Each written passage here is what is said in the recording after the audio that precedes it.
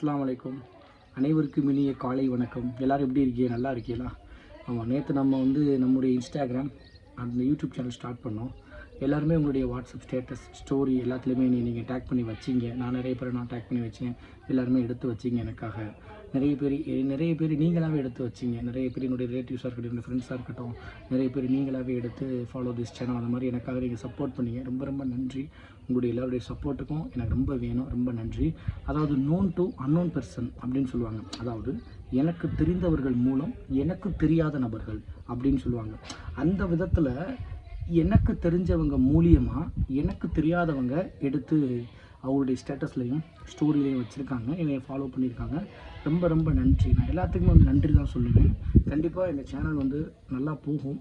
நீங்கள் எல்லாருமே சப்போர்ட் பண்ணுங்கள். உங்களுடைய சப்போர்ட்டை கொடுங்க. ஆமாம், இன்ஷா அல்லாஹ் டெய்லி ஒரு வீடியோ என்னால் முடிஞ்சால் டெய்லி ஒரு வீடியோஸ், இல்லைனா 2 டேஸ்க்கு ஒன்லி 1 வீடியோஸ் அந்த மாதிரி நான் அப்லோட் பண்ணிக்கிட்டே தான் இருக்க போகிறேன்.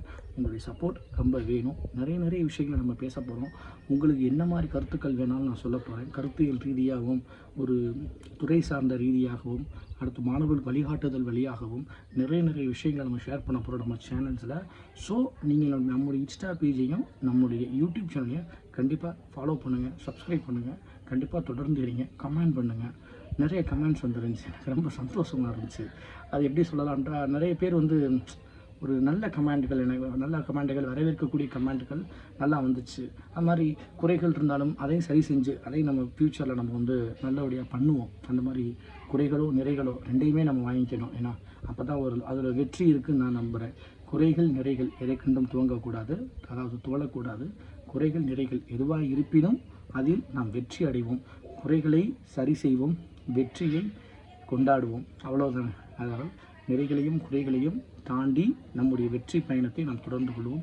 இன்ஷா அல்லாஹ் அப்துஸ் வாய்ஸுடன் இணைந்திருங்கள். அஸ்ஸலாமு அலைக்கும் வரஹ்மத்துல்லாஹி வ தஆலா வ பரகாத்துஹு.